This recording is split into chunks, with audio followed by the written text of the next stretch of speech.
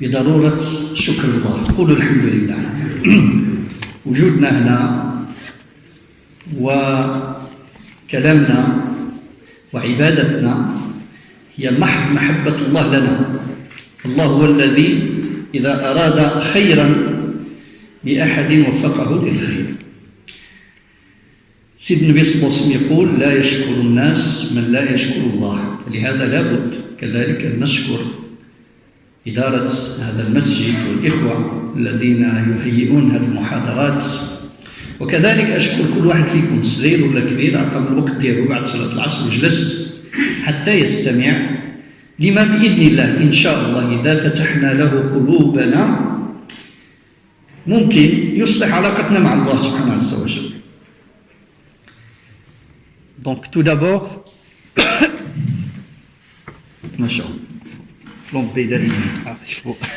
tout d'abord, je tiens à vous dire, et à chaque fois peut-être ici ou ailleurs, à rappeler qu'on doit à chaque fois le remerciement et la gratitude et les louanges à Allah subhanahu wa ta'ala. C'est très important de développer au fond de nous cette conscience que si on est dans le bien, si on fait le bien, c'est pas nous, mais c'est lui qui nous veut du bien. C'est Allah qui nous a mis dans le chemin du bien. Et c'est important aussi, parce que le prophète sallallahu alayhi wa sallam nous parle de la gratitude, de la reconnaissance comme quelque chose que le musulman doit la travailler. Et une fois qu'il a, il a. La gratitude, la reconnaissance, les remerciements ne sont pas à géométrie variable. Et même il dit, il ne peut pas être reconnaissant envers Allah celui qui ne l'est pas envers les gens.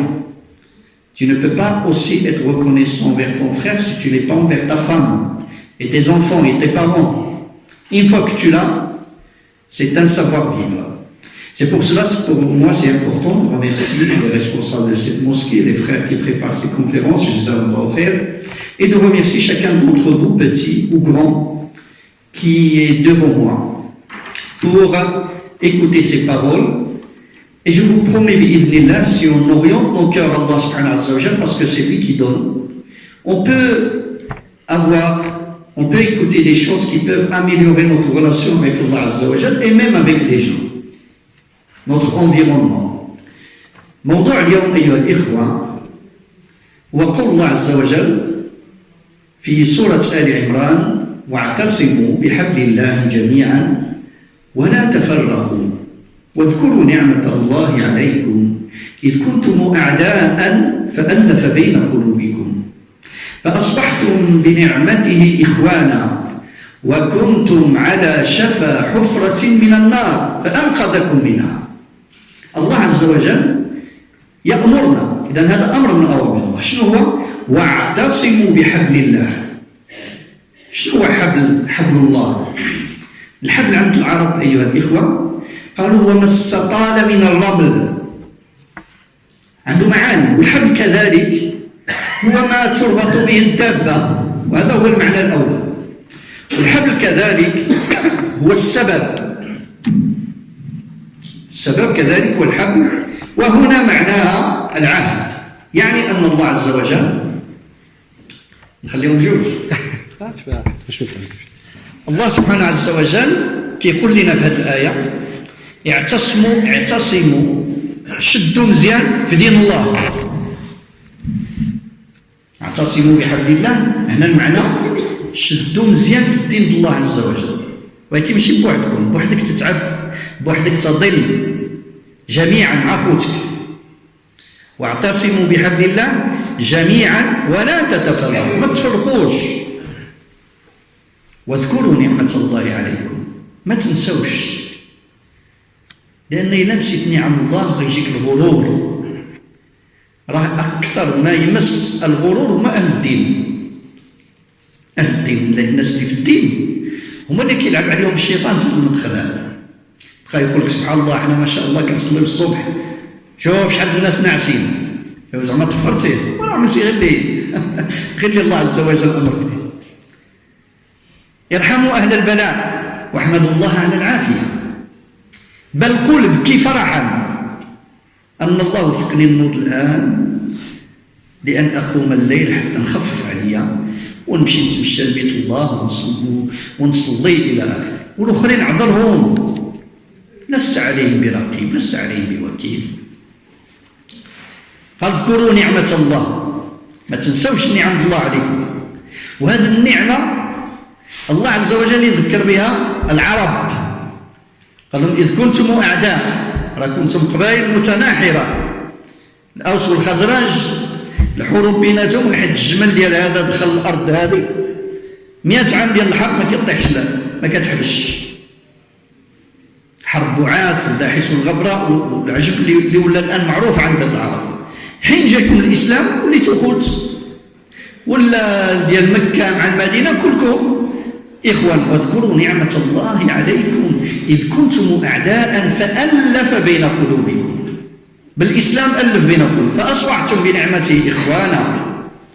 ولكم متوا في ذاك الحالة فكنتم على شفا حفرة من النار فأنقذكم منها. اشكروا الله، ماشي غير الصحابة، حتى احنا.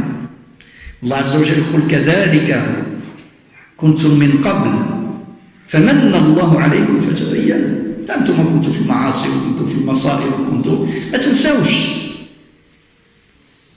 العجب تلقى بعض الشباب مسكين الله البارح هو كان في المصايب دا يصلي كذا فتن الناس، لا كيشوف البدع في كل شيء، في الباب في المو في الجماع. علاش؟ لأن الشيطان لعب عليه بالكبر بالغرور. أخطر شيء هو هذا أيها الأخوة. فهذه الآيات الله عز وجل أمرنا بها بأن نكونوا خوت موحدين. هذا هو الهم اللي كان عند سيدنا النبي صلى الله عليه وسلم. قال بغا كيشوفكم نتوما الأمة كلكم حل جسد، مثل المؤمنين في توادهم وتعاطفهم وتراحمهم مثل الجسد. واش كاين شي مثال أكثر من هذا؟ اللي ما بغاش يفهم راه عمرو ما يفهم. اللي ما فهمش بهذا الشيء، بهذا المثل هذا اللي عطاه سيدنا النبي صلى الله عليه وسلم، قال لك راه بغيتكم تكونوا نتوما مسلمين بحال الجسم الواحد. هو الجسم الواحد الا ضراتك الدرسه ولا الودنين غادي تقول له شغلك هذاك خلينا ننعس. لا، قال النبي صلى الله عليه وسلم اذا اشتكى منه عضو تداعى له سائر الجسد بالسهر والحمى. اسمحوا لي انتم ما درتش عندكم نسيتكم، ولكن يمكن دائما ندور عندكم عاد تجي لي التورتيكولي هذه. المهم شكون لكم هذا بغيتوا تهزوا الكراسه واجيو قدام اجي. مفهوم أيها الإخوة؟ مثل المؤمنين في توادهم وتعاطفهم، المودة المحبة اللي خصك تحس بها القلوب. إذا كنت كتشوف المسلم وكتحس في قلبك شي حاجة ماشي هي هذيك، راه عندك مشكل في العقيدة، عندك مشكل في الإيمان خصو يتصحح. لأن النبي صلى الله عليه وسلم ما قالش مثل المسلمين، مثل المؤمنين، مسألة عقيدة. في توادهم وتعاطفهم وتراحمهم مثل الجسد إذا اشتكى منه عضو تداعى له سائر الجسد بالسهر والحمى. غادي نرجعوا لها إن شاء الله. Donc le verset qu'on doit commenter aujourd'hui, c'est le verset de Sourate 3. Je ne sais pas, peut-être vers les centaines de toute façon. Je pense 110, 111, 100, je ne sais pas exactement. Allah Azza wa Jal dit وَاعْتَصِمُوا بِحَبْلِ اللَّهِ جَمِيعًا. Et cramponnez-vous tous au habl de Allah. C'est traduit par la corde. La corde, c'est une des significations de l'habl. L'habl, c'est les causes. L'habl, ici, veut dire la religion de Allah tout court. De ce qui vous amène, accrochez-vous bien à la religion de Allah. Soyez honnêtes et authentiques dans la religion de Allah. Mais pas seul, jami'an, ensemble. Allah veut voir tous ensemble. ولا تفرقوا, ne vous divisez pas. واذكروا نعمة الله عليكم. Rappelez-vous des bienfaits de Allah sur vous. N'oubliez pas les bienfaits de Allah sur vous. Parce que si tu oublies les bienfaits de Allah, eh bien tu risques, malheureusement, de vivre dans beaucoup de péchés. Dont une qui va être citée ici. un péché qui est énorme, que j'ai dit, il touche malheureusement les gens qui sont dans la religion. Ce péché qui est l'orgueil, qui est le sentiment de supériorité, qui est le mépris des gens. Ici, Allah Azza wa Jalla dit, rappelez-vous comment vous étiez avant. Si vous êtes comme ça, c'est pas toi, c'est Allah. Ne l'oubliez pas. Le premier message est adressé aux Arabes parce que les Arabes, ils étaient juste avant des clans, ils étaient des tribus qui s'entretuaient sans merci pour des raisons vraiment, pour des raisons insignifiantes. Comme aujourd'hui. Aujourd'hui, des fois, dans le mosquée, et moi, comme il a dit le frère, je sillonne, alhamdoulilah, c'est Allah qui m'a autorisé de sillonner les mosquées en France. Tu trouves des problèmes, c'est devant les justices, des administrateurs qui gèrent les mosquées. Quand tu vois, c'est un jeu d'enfants. Pour rien, comme les Arabes avant l'islam. Des égos, Allah Azza wa Jalla leur dit, eh ben, vous étiez des ennemis. Et avec cette religion, il a unifié vos cœurs. Et vous êtes devenus des frères. Et ce mot frère, il est important. Parce que c'est le plan de Mohammed sallallahu alayhi wa sallam. Le projet de Mohammed sallallahu alayhi wa sallam pour la communauté, c'est ça. Al-Muslimu akhul muslim. Le musulman est le frère du musulman. Si tu veux le prendre comme ennemi, tu dois premièrement le traiter de kafir en prenant toutes les responsabilités sur le Canada. Après, il n'est plus ton frère. Mais tant qu'il dit la ilaha illallah Muhammad Rasulullah, c'est ton frère, que tu le veuilles ou pas. Al-Muslimu akhul muslim. La yadhlimuhu, il n'est pas injuste envers lui. Wa la yakhdhuluhu, il ne le livre pas, il ne l'abandonne pas, il ne le trahit pas. Wa la yuslimuhu. Puis le prophète sallallahu dit, at-taqwa hahuna, faites attention. C'est pas des slogans que tu vas dire avec ta bouche. C'est pas une jalaba que tu vas porter sur toi, ou une barbe ou autre chose. C'est quelque chose que tu vas cultiver dans ton cœur. التقوى ها هنا التقوى ها هنا بحسب امرئ من الشر أن يحقر أخاه المسلم. Le plus grand péché qu'un musulman peut commettre, c'est de mépriser son frère. كل المسلم على المسلم حرام. Excusez-moi, je commence par des textes, et vous avez tout à fait le droit, une question qui peut tourner dans vos têtes. Mais on est où de ça? Qu'est-ce que tu nous racontes? Vous avez tout à fait raison, et je partage ce constat. Mais il faut le dire, voilà, l'islam, et nous on est là. Si on ne se voit pas, si on ne voit pas en face, si on ne fait pas le vrai constat de notre... On va se mentir, on va vivre dans le déni. Donc le prophète sallallahu alayhi wa sallam dit, « Kullul muslimi ala al-muslimi haram » le musulman est sacré. C'est ça le sens. Son sang est sacré. Le blesser, le tuer, etc. Faites attention, ça ne veut pas dire que le sang de quelqu'un qui n'est pas musulman n'est pas sacré. Le hadith, le contexte du hadith, c'est dans la construction de la fraternité musulmane, mais aussi le sang d'un animal injustement est sacré, pas que d'un autre être humain. D'un mot, le prophète sallallahu alayhi wa sallam dit, la tarji'u ba'di kuffara, ne deviens pas des mécréants après moi. C'est quoi ici kuffar? Des ingrats. Ça veut dire diviser, ne vous divisez pas au point de vous entretuer. Yadribu ba'dukum riqaba ba'd. Donc le sang, wa maluhu, l'argent, t'as pas à prendre l'argent de quelqu'un sans son plein gré, par des ruses, ou par des mensonges, ou par un vol, wa irdo, son honneur. T'as pas à le critiquer, t'as pas à le médire, etc. Donc Allah subhanahu wa ta'ala nous dit dans ce verset, wa kuntum ala shafa hufratin min an-nar.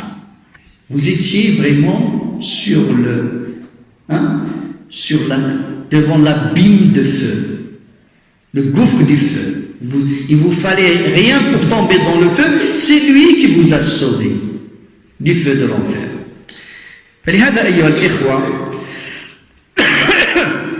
الله سبحانه عز وجل نهانا عن التفرقة. قال إن الذين فرقوا دينهم وكانوا شيعا لست منهم في شيء إنما أمرهم إلى الله. رد الباب. قال هذوك اللي فرقوا الدين ديالهم وعملوا شيع أي مجموعات كل وحدة تلعن الأخرى، كل وحدة تبرأ من الأخرى. هذه صفات أهل النار. كلما دخلت أمة لعنت أختها. أما صفة أهل الجنة شنو هم الذين يقولون ربنا اغفر لنا ولإخواننا الذين سبقونا بالإيمان ولا تجعل في قلوبنا غلا للذين آمنوا ربنا وتقبل دعاء. الله أعطاهم لنا جوج ديال الأصناف. إذا قال الله سبحانه عز وجل ولا تنازعوا فتفشلوا وتذهب ريحكم. ما تخصموش، حد يتفشلوا.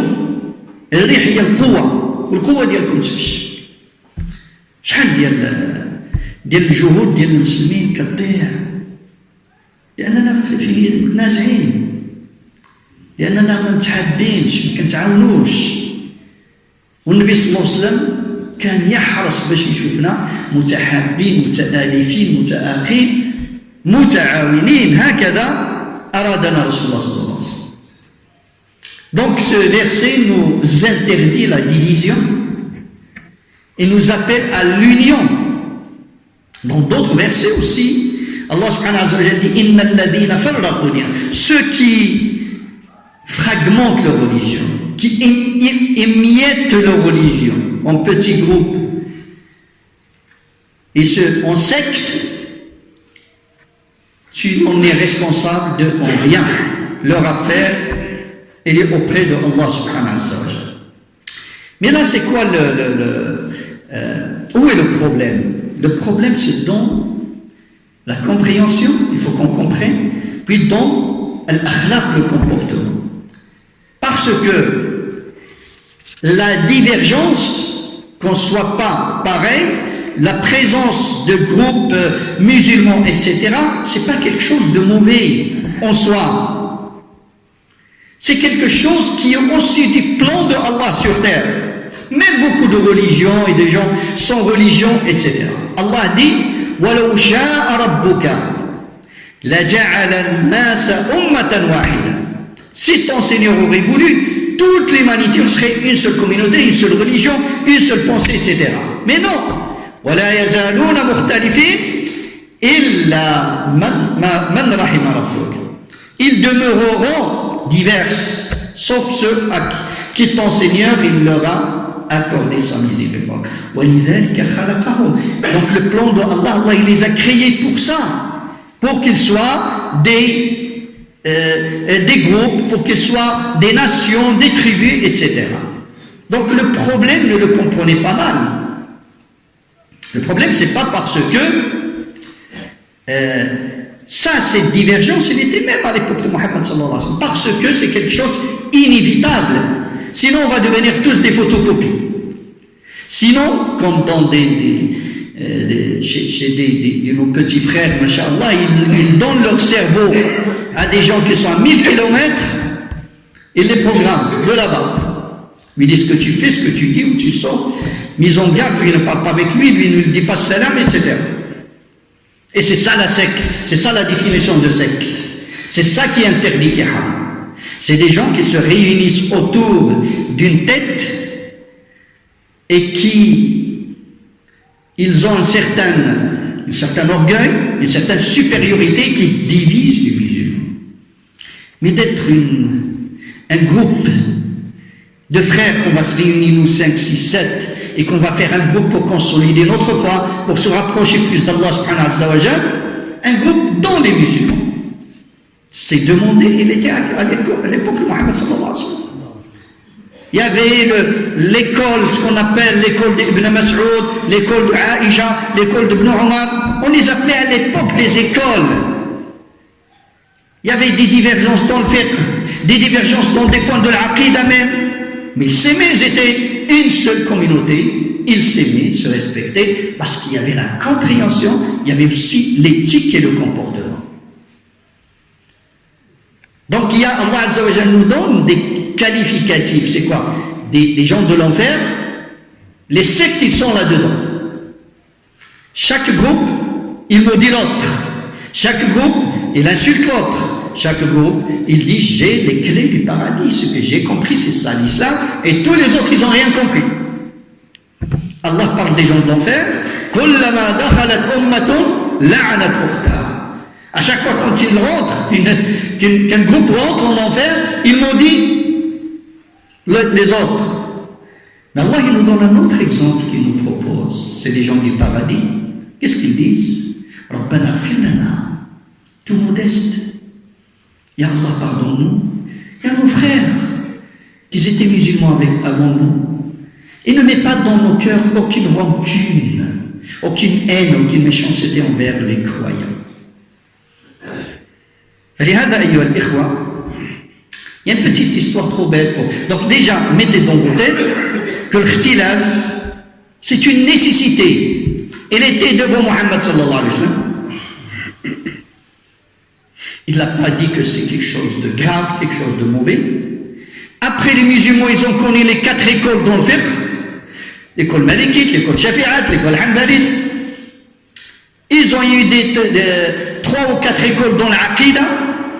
L'école de Al-Hadith, les Ash'arites, les Maturidites, les Atharites et autres, ceux qui ont disparu avec le temps. Mais il y avait d'autres groupes qui ont fait problème parce qu'ils avaient les qualificatifs de secte. Il y avait Mu'tazila, il y avait Khawarij. C'est ces gens-là qui avaient tellement d'orgueil de penser que tous les musulmans sont des kuffars, au moins, sont des musulmans de 2e degré, et c'est eux les vrais musulmans. Ils ont disparu avec le temps. Mais avec le déclin du musulman, cette pensée est en train de surgir, malheureusement. L'imam Shafi'i, il avait un élève, rahimahullah, il avait un élève très intelligent, très assidu. Et un jour, dans un débat entre eux, cet élève, il l'a senti un peu vexé. Des fois, oui, on n'est pas d'accord, on discute, ça peut. Alors c'est lui qui dit, il s'appelait Yunus al-Sadafi, il disait Ma ra'aytu a'qala min al-Shafi'i. J'ai jamais vu quelqu'un de plus sage et plus intelligent que l'imam Shafi'i. Nazartu yawman fi mas'ala, un jour je l'ai débattu dans un point, puis on s'est séparés.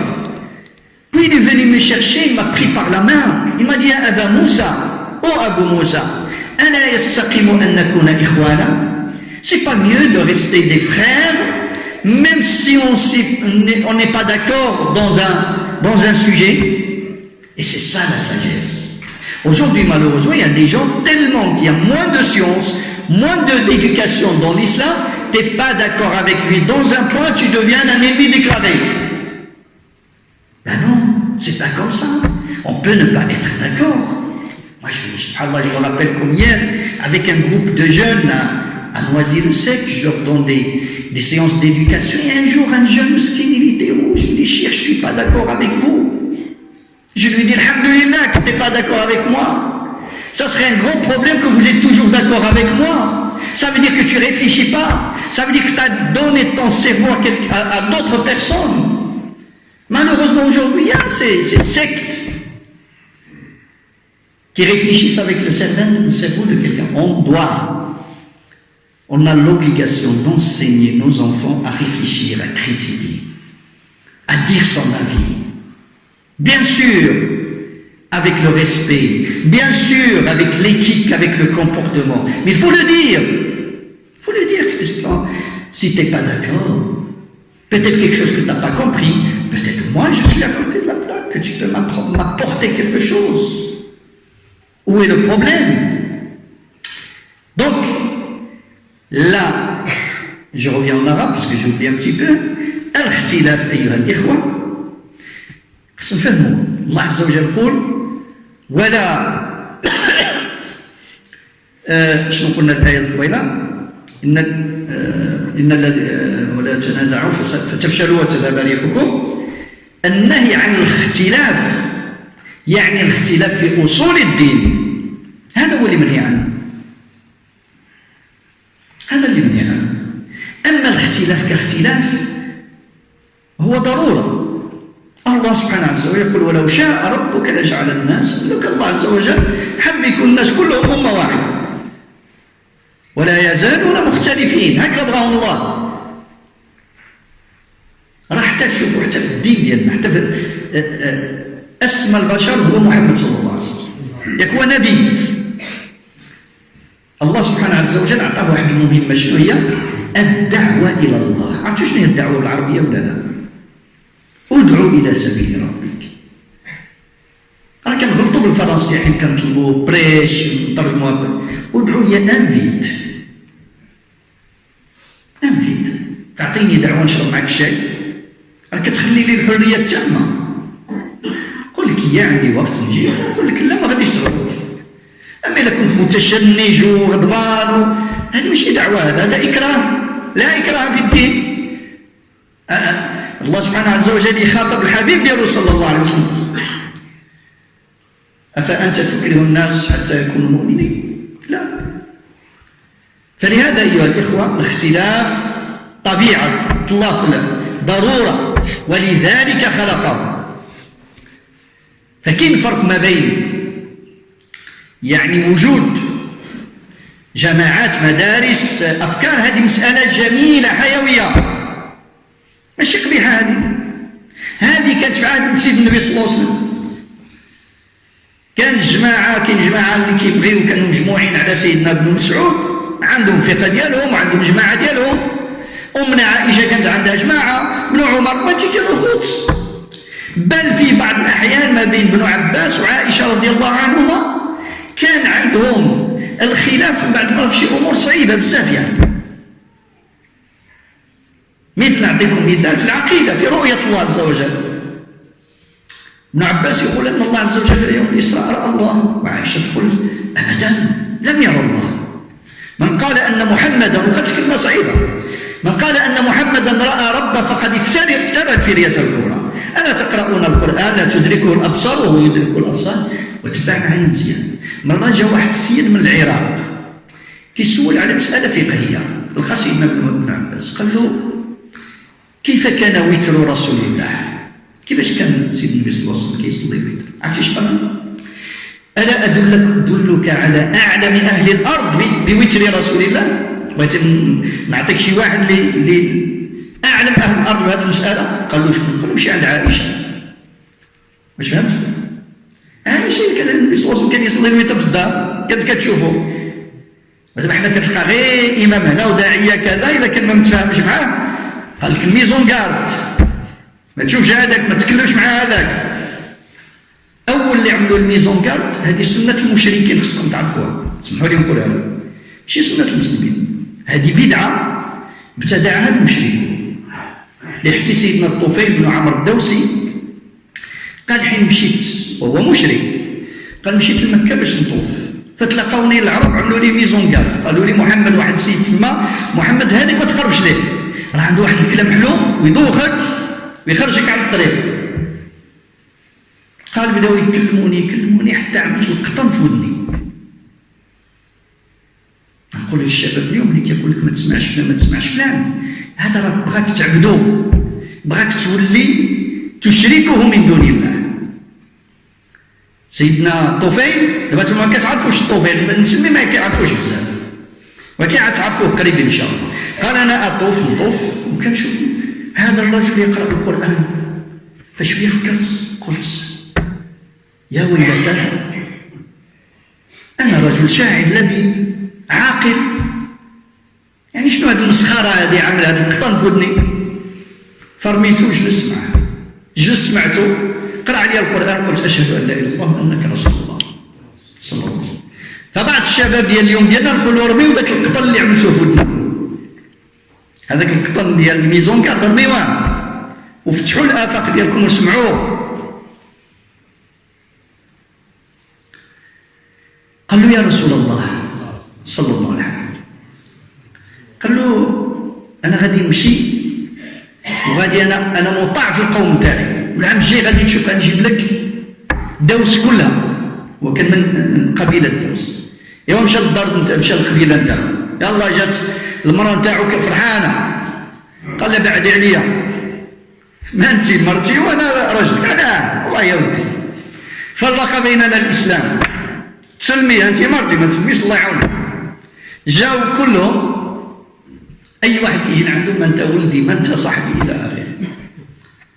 العام الجاي رجع لعند النبي صلى الله عليه وسلم، قال له: يا رسول الله، هذوك راهم مساخر، ادعي عليهم، ادعي على دوس، راهم ما بغاوش يامنوا، لان جاتوا الحميه باش يدعوا الى الله، ولكن ما داش الهدايات، ما داش الاسلوب، الحكمه. ايوا النبي صلى الله عليه وسلم هز يدو باش يدعي، طوفيل لقى الخفت، ملي شفت الدين النبي صلى الله عليه وسلم عاد فقت على روحي: اش عملت؟ راه كاين تما مرتي وولادي وكذا، كلشي غادي يتدمر. قال: اللهم اهد دوسا، اللهم اهد دوسا واتني بهم اجمعين. هذا هو دعاء النبي صلى الله عليه وسلم، لم يكن لعانا ولا فاحشا ولا بذيئا، كان سيد الاخلاق. قال له: وانك لعلى خلق عظيم. علموه كيفاش يدعي الناس. مشى العام الجاي جابهم كلهم، ومعاهم واحد كتعرفوه كلهم، وسيدنا ابو هريره رضي الله عنه، الشيخ ديالو هو هذا. فلهذا أيها الإخوة، المصيبة الكبيرة، وهذا اللي تسمى السكت، هي حين تجمع ناس وتفرق بين المسلمين، ويبقى هذا يلعن هذا، وهذا يبدع هذا، وهذا يفسق هذا، إلى آخره. أنا أقول لكم بكل صراحة، اسمحوا لي، احنا في شهر ربيع الأول، كاين الناس غير كيوصل ربيع الأول يعملوا حالة على المولد، بدعة، والنبي صلى الله عليه وسلم ما عملوش، هذا كلهم جهال، هذا على الأقل رأيي. كيستدعي مني الإخوة الكوموريين، تعرفوا الكوموريين؟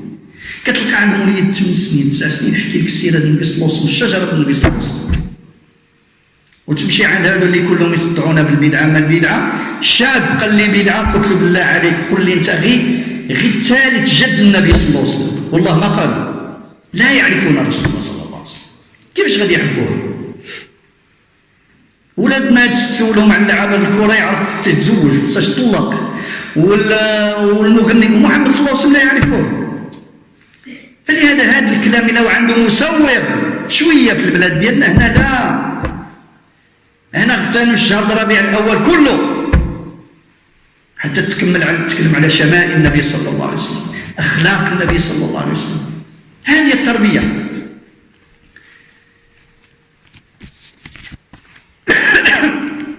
أيها الإخوة، mes chers frères,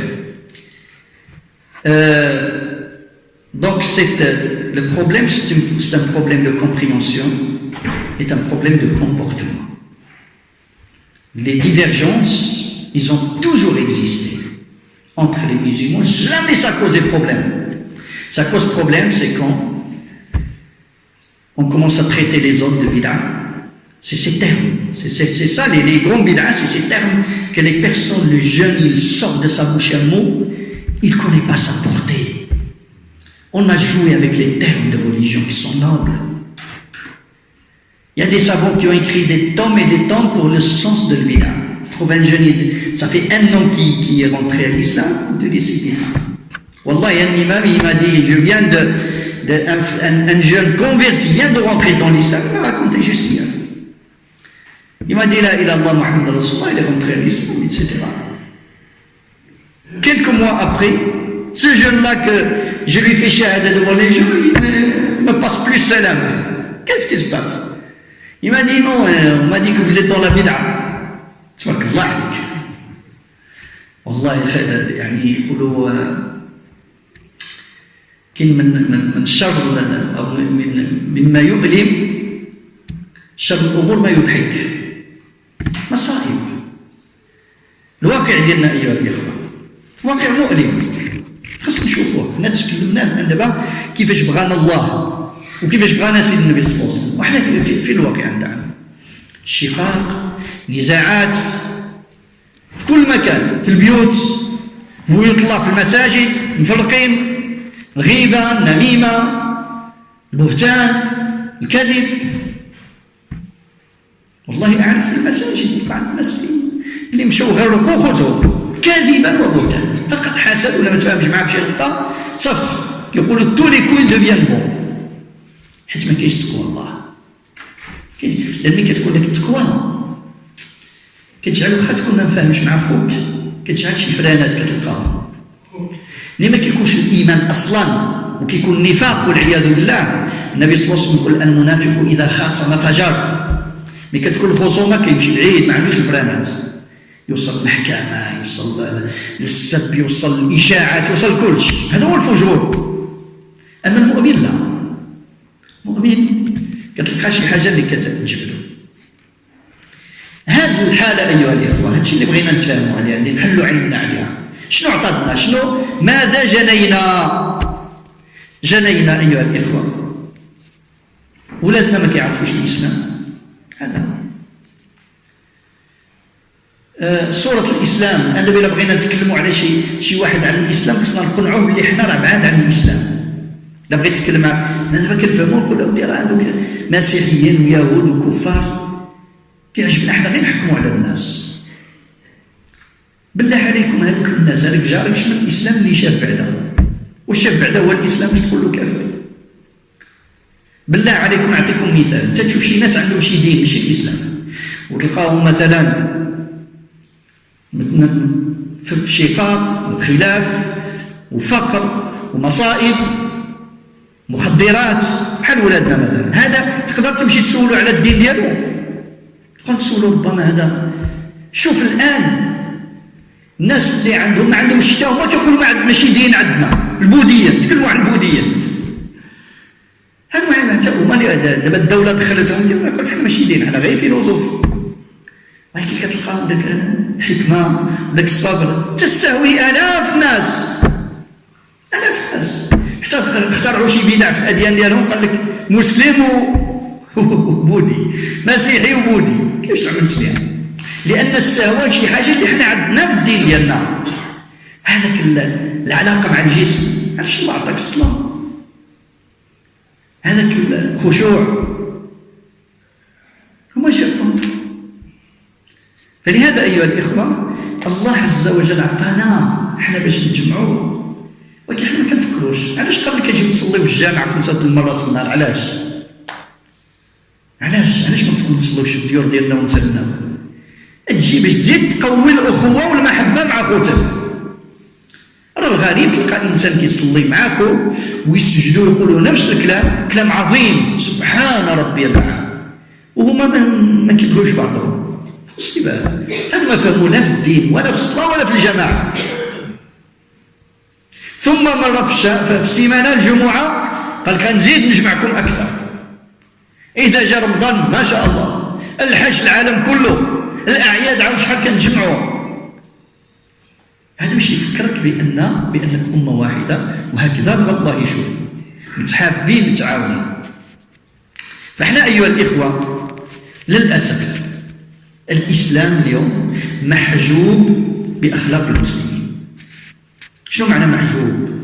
يعني الناس ما شافتش الإسلام بسبب شافوا الإسلام، يعرفوا أن الإسلام شوفوا غير المسلم. والله ماشي قبل شحال ما كانش كنت نتكلم مع غير المسلمين، كانوا بوذيا ومسيحيا ويهود، تكلمت عن الإسلام، على أركان الإسلام، مبادئ الإسلام. جات عندي امرأة بروتستانتية قالت لي أول مرة نسمع هذا هو الإسلام، أول مرة. قالت لي أنا نسكن في التراب، لا نعيا نتكلم مع الوليدات كيجيو لعندنا للسونتر ديالنا مسلمين يعرفوا غير حلال حرام بدعة. هذه راه غير مسلمة هذه. قالت أول مرة نسمع كلام اللي عجبني على الإسلام. فالله يحسن عوانهم، الله يحسن عوانهم. لابد خصنا نحسنوا أخلاقنا، لابد ما عندناش حل آخر، لابد خصنا نتجمعوا، لابد نتحابوا، وإلا راه الإسلام في واد ونحن في واد آخر أيها الأخوة. Donc le constat, il est très important de le voir en face. C'est important en tant que musulman de sortir du déni. Aujourd'hui, l'islam, il est dans l'Orient et il est à l'Occident. Et c'est important d'ouvrir les yeux sur ce constat, parce que les fruits amers, ils sont là. Les scissions entre nous, les divisions. Allons plus loin. Nos enfants, la délinquance, les drogues, l'ajab, les criminels. Wallahi, ce que je sais des musulmans, des choses, des fois je me dis, dans ma tête, est-ce que je leur dis ou je ne le dis pas? À cause des divisions entre les musulmans dans une mosquée, un des douas, un jour il m'appelle, est-ce que tu peux voir, discuter avec ma fille, parce qu'il est sorti de l'islam. Les gens finissent, les jeunes finissent, parce qu'ils n'ont aucune base de l'islam. Vous avez ramené des bases, ils doutent même de l'islam après. C'est ça les fruits amers. Si on ne se réveille pas, si on ne se réunit pas, si on ne traite pas la religion d'Allah, la mosquée d'Allah, au moins comme nos maisons. Les compétences, la bonne personne à la bonne place, pas d'autres calculs. Tous les musulmans sont mes frères. C'est ça le projet de Muhammad sallallahu alayhi wa sallam. Nous, malheureusement, tu trouves des musulmans qui ne se parlent pas avec son frère. Il n'a rien compris. Billah alaykum. Je vais vous citer un hadith du prophète sallallahu alayhi wa sallam. Il me dit, est-ce que cette personne, ces gens-là qui ne parlent pas avec les musulmans, qui n'adressent pas la parole aux musulmans, qui boycottent les musulmans, cette nouvelle bid'a qui s'appelle les mises en garde, qu'on trouve malheureusement sur Internet. N'écoute pas un tel, n'écoute pas un tel, ne dis pas salam à un tel. Ceux qui vous disent ça, ils veulent que vous les preniez comme divinité. Ils veulent que vous, ça s'appelle shirk al-tiba' dans l'aqida, le shirk du suivisme. Ça veut dire que il va t'interdire, c'est ça une secte. Puis après tu n'écoutes que moi parce que c'est moi qui donne le minhaj. Et puis après dans le minhaj on va dire le minhaj authentique, le minhaj pur et dur, etc. Comme la viande halal à 100%, à 200%, etc. C'est un délire. Des ignorants. J'ai dit que les premiers qui ont sorti ces bid'as, c'est les mouchriquines à l'époque de Muhammad sallallahu alayhi wa sallam. La mise en garde, c'est une tradition, c'est une bid'a des mouchriquines, ya muslims. Je vous raconte cette histoire, je vais raconter en français, parce que des fois tu crois pas. Donc je vais la dire en français. Un grand compagnon, bon à l'époque il n'était pas musulman, il s'appelle Tufayl ibn Amr, un grand poète, quelqu'un de sage.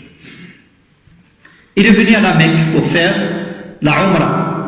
Avant il faisait le pèlerinage, les mouchriquins. Et à l'entrée, on lui a dressé une mise en garde contre Muhammad sallallahu alayhi wa sallam. Il y a quelqu'un, il s'appelle Muhammad, surtout ne l'écoute pas. C'est ça, ne l'écoute pas. Combien de jeunes ils écoutent? S'ils auraient resté aux mosquées, ils écoutaient leur imam, ils seraient assagis. Mais on leur interdit. Dès qu'il y a une conférence, ils partent. Parce qu'on leur a dit non, n'écoute pas, fais attention. Ils peuvent te tourner de la tête. C'est-à-dire il ne deviendra plus ton esclave à toi. Enfin, il va devenir esclave de Allah. Donc, Tufayl, on lui a dit la même chose. Il a dit tellement qu'on m'a raconté et répété cette mise en garde, j'ai fini par mettre du coton dans mes oreilles. Et je tournais autour de Kaaba et je vois devant moi Muhammad, le prophète. Et à un certain moment, je me suis dit, malheur à moi. C'est quoi ça? Il s'est vu ridicule. Je suis quelqu'un d'intelligent, j'écoute, et je fais mon propre jugement. Et j'ai jeté ce coton, et je me suis assis devant lui. Il m'a lu des versets du Coran, et j'ai dit, la ilaha illallah, Muhammad Rasulullah.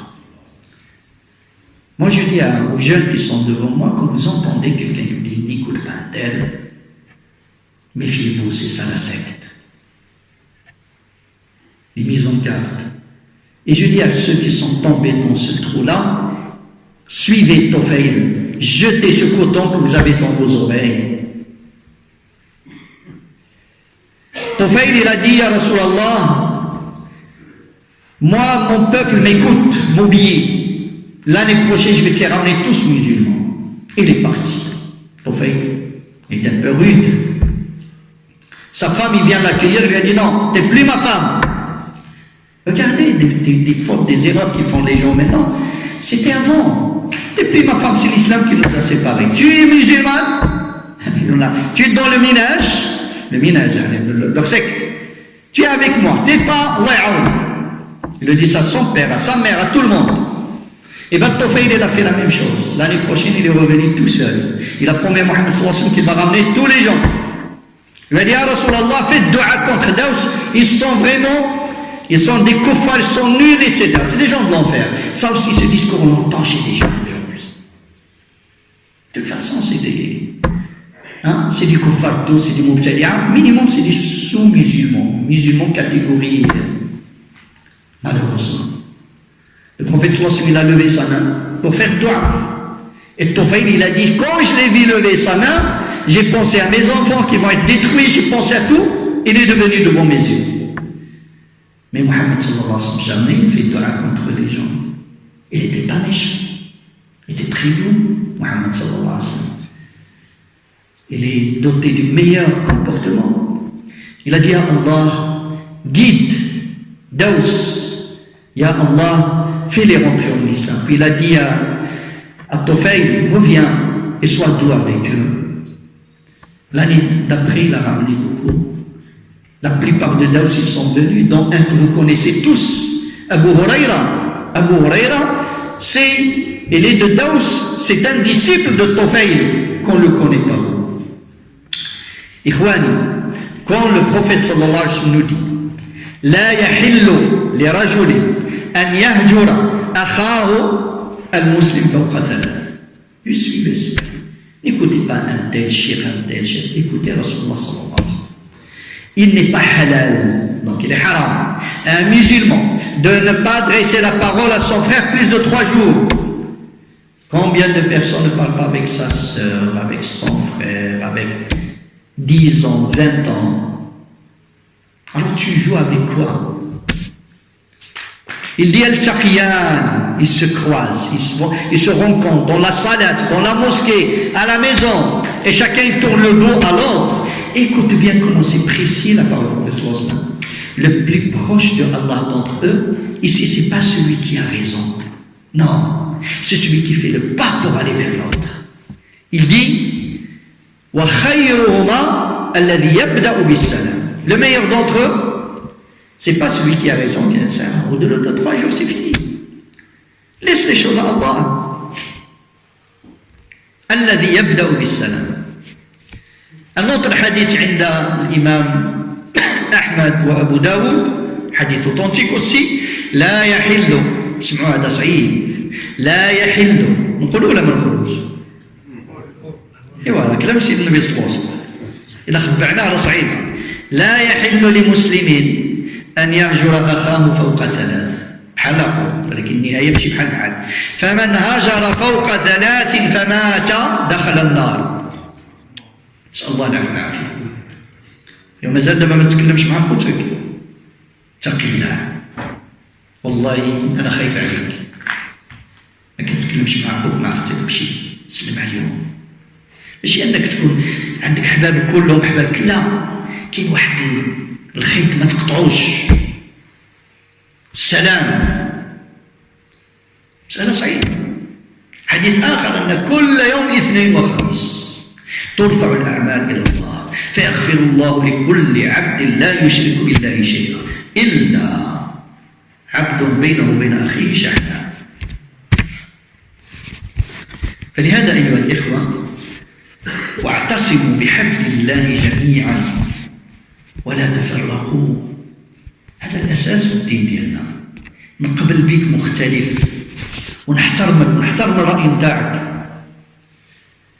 الله عز وجل يقول للصحابة، يقول النبي صلى الله عليه وسلم هذوك الناس اللي ماشي مسلمين عيط لهم باش تتعاون معاهم على الخير. قل يا أهل الكتاب، النصارى واليهود، تعالوا أجوا علاش تعالوا إلى كلمة سواء بيننا وبينكم، أجوا نتعاونوا على داك الشيء اللي متفقين عليه. هذا المعنى. بالله عليكم أيها الإخوة، حنا كمسلمين الآن دابا لو كان عندنا شوية ديال العقل، شحال الحوايج متفقين عليها اللي خص لابد نتعاونوا عليها. تخيلوا في هذا الجمع هذا، خليونا نحلموا شوية، نجيو نتعاونوا كلنا، ما يبقاش فينا واحد كبير ولا صغير ما يعرفش يقرا ولا يكتب، لأننا نحن أمة إقرا. كاين شي جماعة ولا شي فكر غادي يجي ضد هذا الشيء؟ ما كاين حتى واحد. اش نتعاون؟ ما نخليو حتى شي واحد، نمحو الأمية 100%، لأننا أمة إقرا. هل يختلف مسلمان إذا قلنا أجوا في هذا المسجد نركب علاقتنا مع القرآن؟ اللي ما يعرفش يقرأ نعلموه يقرأ، اللي كيقرأ ما عارفش التجويد نعطيوه الأحكام التجويد، اللي ما حافظش اللي حافظ حزب يزيد يحفظ حزب. كاين شي مسلم غادي يختلف على هذه كلمة سواء. حنا ما خصناش دابا اليوم ما نقدروش نقولوا يا أهل الكتاب، يا أهل الإسلام تعالوا إلى كلمة سواء بيننا وبينكم. تعالوا وسيدي نتخلقوا بأخلاق الإسلام، تعالوا نتعاهدوا يا مسلمين،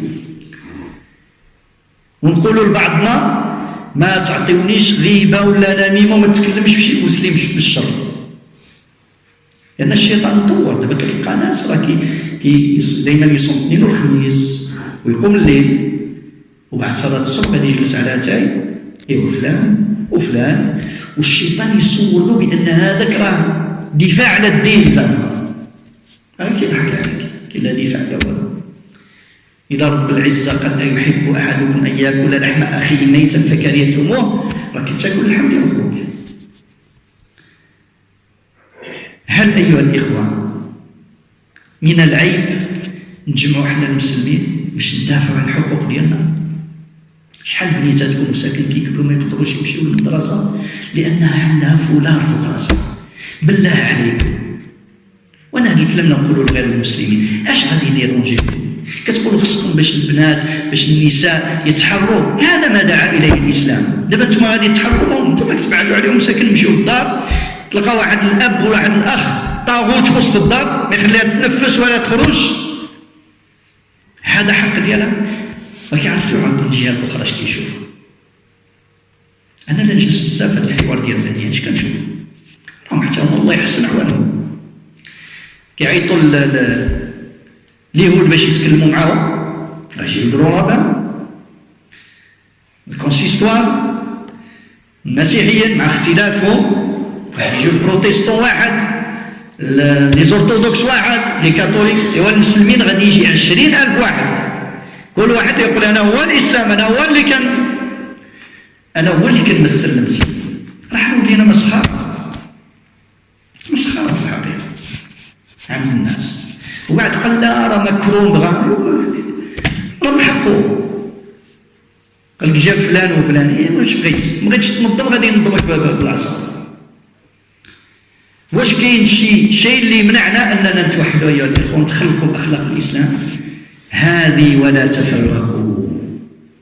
ماشي مشكل تكون عندك مذهب فقهي، تكون مالكي ولا شافعي ماشي مشكل، تكون في الجماعه الفلانيه ولا الجماعه الفلانيه. كاين امور كثيره بيناتنا اللي نتعاونوا فيها. تعالوا الى كلمه سواء بيننا وبينكم. Donc Allah subhanahu wa ta'ala adresse ce message à Muhammad sallallahu alayhi wa sallam pour qu'il s'ouvre sur les autres personnes qui ne sont pas musulmans. Qul ya ahl al-kitab. À son époque, à Médine, il y avait des chrétiens et des juifs. Il leur dit, Allah a dit à Muhammad sallallahu alayhi wa sallam, dit-leur, aux gens de livre, venez pour qu'on s'entraide sur des points communs entre nous. Des choses communes entre nous. Nous aujourd'hui, on ne peut pas dire aux gens venez, on dit aux gens de l'islam, aux musulmans venez qu'on s'entraide sur des choses vraiment où il n'y a aucune divergence. On est tous d'accord. Tout ce qui nous réunit beaucoup plus que nous désunit. Imaginons, rêvons un petit peu dans cette mosquée, qu'on se mette tous d'accord qu'il ne reste aucune personne parmi nous illettrée, qui ne sait pas lire, qui ne sait pas écrire, petit ou grand. On lui apprend alifon, ba'on, harakat, les mots, jusqu'à ce qu'il lit le Coran correctement. Est-ce qu'il y a quelqu'un qui peut ne pas être d'accord? Non. Mais parce qu'on est divisé. On a beaucoup de choses, beaucoup de chantiers où on peut travailler. Le Coran, la parole de Allah, il n'y a aucun musulman, tous les musulmans lisent le même Coran, ils ont les 5 piliers de l'islam, les 5 piliers de la foi. J'étais avec dans des dialogues interreligieux et les juifs, ils étaient 5 ou 6. Il nous a dit, on est 5 ou 6, et ça c'est une leçon pour nous. Parce que, si tu vois 5, ça veut dire qu'il y a 5 versions différentes. Mais ils sont là. Ils sont très dans ce qui est, dans les points communs. Le Coran, la parole de Allah, si on se met d'accord que on augmente notre relation avec la parole de Allah, qui va être contre? Celui qui ne sait pas lire, on va lui apprendre à lire. Celui qui ne connaît pas de tajwid, on va lui apprendre, parce que la parole d'Allah, il faut la lire correctement, comme il est descendu. Celui qui ne mémorise pas et qui peut mémoriser, on peut tous faire ça. On peut tous, se mettre d'accord sur ce constat qu'on doit se respecter. Akhlaq, le comportement, il est important. Personne ne peut te dire le contraire. D'arrêter ces attaques, ces divisions, ces calomnies, etc. Et de dire à tous les gens, je ne veux pas que vous me parlez des autres, des gens. C'est fini. Malheureusement, tu trouves des gens dans la pratique religieuse majeure.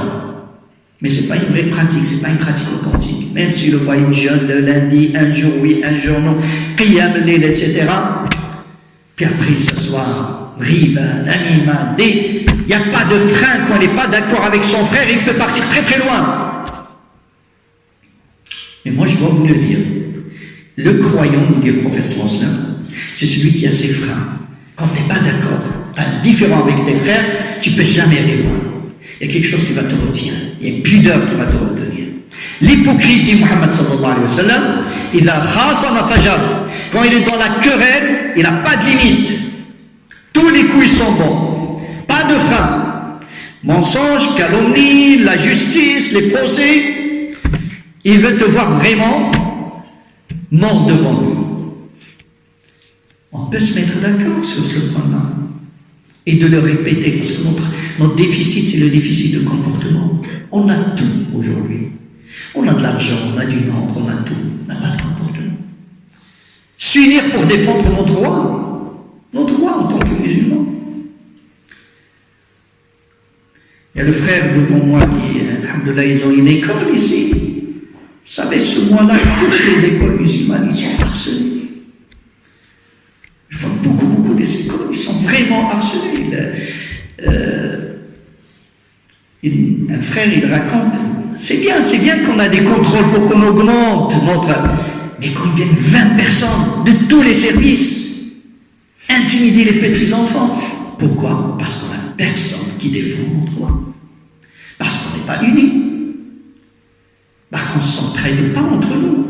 Et quand on critique, c'est bien beau de critiquer Macron parce que il va appeler quelqu'un pour unir les musulmans. Tout simplement, je peux vous dire ce que j'entends de l'autre côté, ils n'ont pas le choix. Parce que nous, quand ils partent pour gérer les affaires des musulmans, il a 100 personnes au moins devant lui, 100 jama'at, et chacun dit c'est moi l'islam, et l'autre il ne représente rien. On ne peut pas s'unir pour défendre nos propres droits.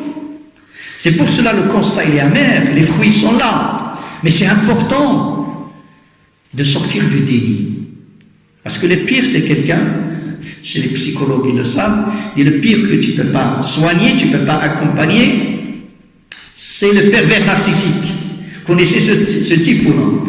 Pervers narcissique, c'est quelqu'un qui fait souffrir sa femme, ses enfants. C'est un profil de dictateur. Mais, toujours il se victimise. Toujours quand tu entends, parce qu'il voit tous les gens sont malades sauf lui. Il vit dans le déni. Ben, c'est important, il faut sortir de ce déni. Je dois m'arrêter parce que vous êtes très gentil, mais moi je suis à l'aise et quand je vous vois, ça veut dire assis comme ça, mais quand même j'aimerais bien, ne serait-ce qu'en arabe, réciter ces versets, voilà, ça c'est bon, mais revenir un peu en arrière, parce que le Coran il explique le Coran. Il y a une cohérence dans le Coran. Juste un verset avant, Allah Azza wa Jalla dit Ya ayyuhalladhina amanu taqullaha haqqa tuqatih wa la tamutunna illa wa antum muslimun wa'tasimu bihablillahi jami'an yadhkuruna 'alayha wa la tafarraqu واذكروا نعمة الله عليكم دائما هذا هو الحل إذا بغيتوا تبقوا خوت دائما تفكر كيفاش كنتي قبل لا تحقر أحدا لا تتكبر على أحد واذكروا نعمة الله عليكم إذ كنتم أعداء فألف بين قلوبكم فأصبحتم بنعمته إخوانا وكنتم على شفا حفرة من النار فأنقذكم منها كذلك يبين الله لكم آياته لعلكم تتقون لعلكم تهتدون ولتكن منكم أمة يدعون إلى الخير. شفتي فتاجات الدعوة؟ شوف يدعي الإنسان اللي حنا مازال خصنا نقنعوهم اللي حنا بعدين مع الإسلام. يكون هذه الوحدة عاد ولتكن منكم أمة يدعون إلى الخير ويأمرون بالمعروف ما كاينش شي حاجة في القرآن اللي غير محطوطة في شي بلاصة، لا هذا كلام رب العزة. ويأمرون بالمعروف وينهون عن المنكر وأولئك هم المفلحون ولا تكونوا كالذين تفرقوا. كيرجع ما تكونوش بحال هذوك اللي تفرقوا واختلفوا. قلنا هنا الاختلافاش هذا الاختلاف في الاصول ديال الدين اللي مع الوقاعه ومع الشقاق والنفاق، ماشي الاختلاف اللي هو طبيعه. من بعد ما جاءتهم البينات واولئك لهم عذاب عظيم. ثم يخوفون يوم القيامه يوم تبيض وجوه وتسود وجوه. كل من ذاك الناس اللي كيخيطوا الخيط الابيض إنما المؤمنون إخوة فأصلحوا بين أخويكم. ما تكونش من ذاك الناس اللي كيرميو الزيت في النار، لأن غادي يجي يوم تبيض وجوه ويوم تسود وجوه. فأما الذين اسودت وجوههم أكفرتم بعد إيمانكم. النبي صلى الله عليه وسلم كيتسمى الفرقة والتفرقة بين المسلمين يسميها كفر.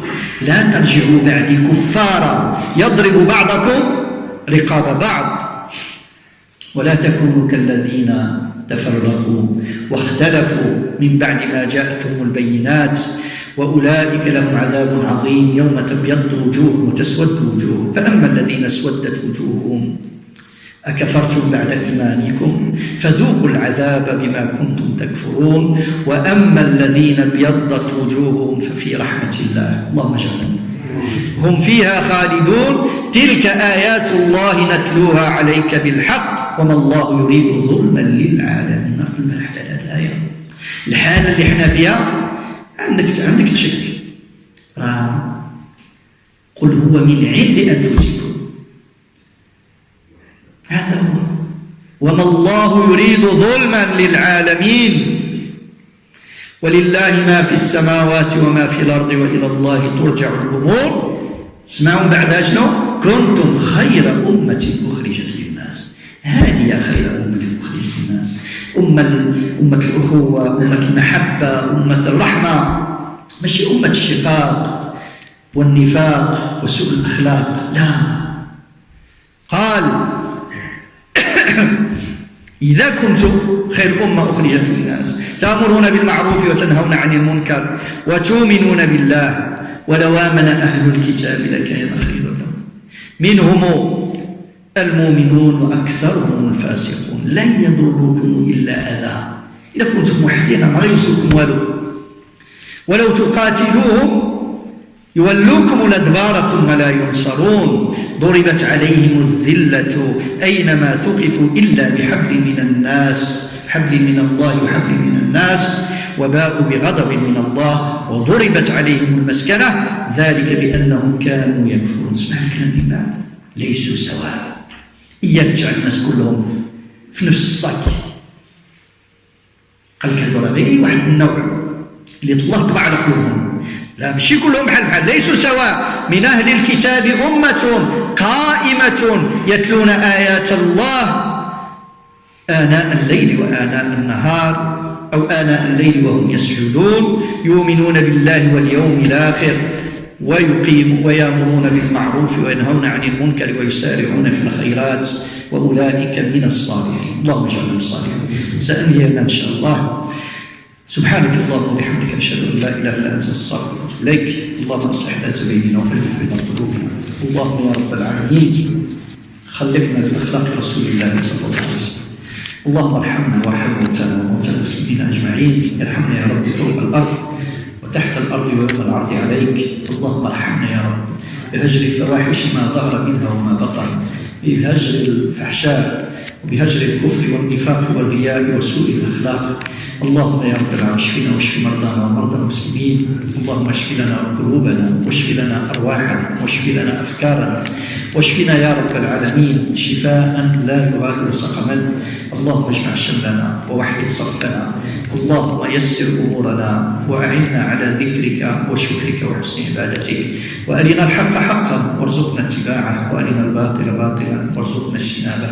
وصل اللهم وسلم على سيدنا